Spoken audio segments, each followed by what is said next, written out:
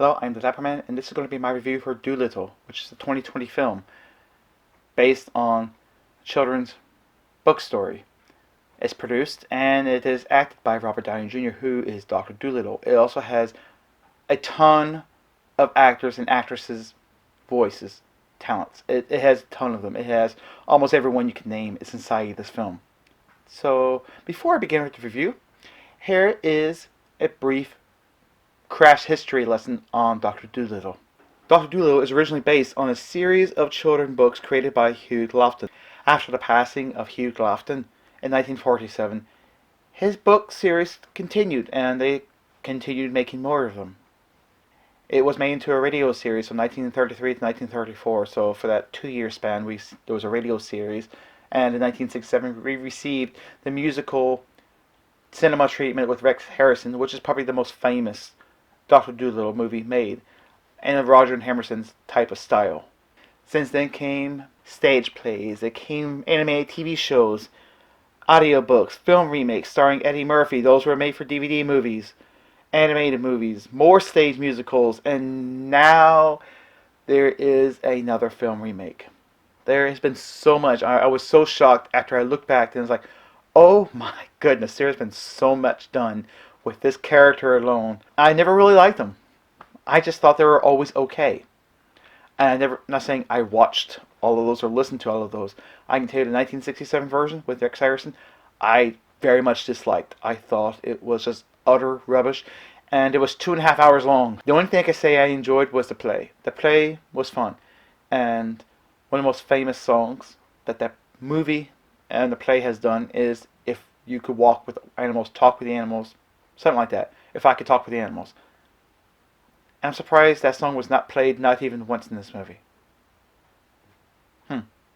I wish this movie would have been done in a CGI, well actually the whole thing's in CGI, but a CGI animation. I believe this film should have been done in an animation completely, all the way through, because you can tell these animals are completely animated, and everything in the world is animated, so why not animate the people? I did not understand the concept. The children are fine.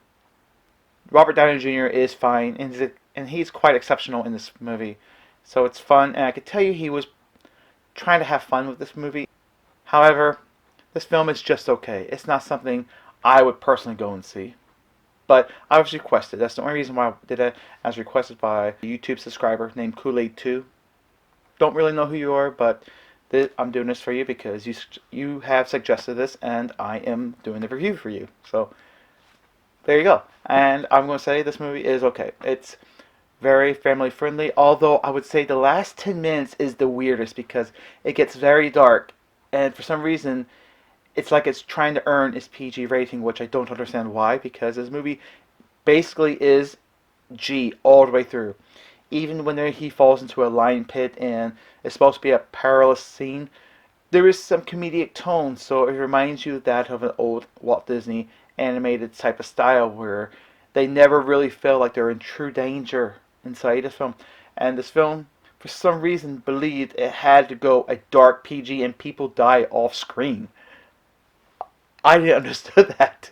I was like, whoa, what just happened here? Why did this film all of a sudden got bright and colorful and cheerful characters, and even the one that was playing like a villain, I would say the tiger is like a villainous character, he wasn't truly all the way villainous.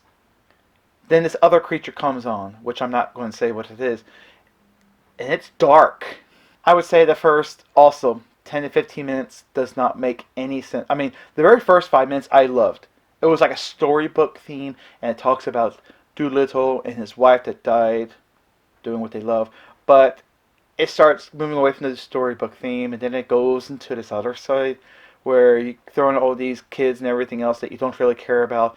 And for some reason, the father doesn't really care about his son because his son is gone for days, and he sees him like, oh, hey, you still exist. I don't understand that part. So I guess they were trying to rush just to get to the Dolittle and try to find a way to have these kids and Doctor combine. But other than that, the film is fine. I enjoyed it. It was actually more fun than what people had said it was. And it's receiving quite a very low rating on the Rotten Tomatoes, which I don't know why it's that low because I have seen films that are bad. This film isn't really bad. It's just cheesy, it's cheeky, and it's basically what you expect from a silly kids family film. So, yeah. If you're wondering why it's PG, here's the reason why. I was still a bit shocked by that ending part, and there is something after the main actor credit scene.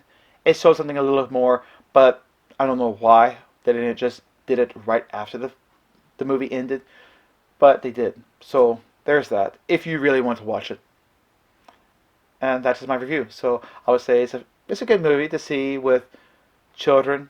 Just know your children are going to be quite scared over this one creature and killing people off screen, which I don't get that part. So until then, have a lovely day. Take care. Cheers.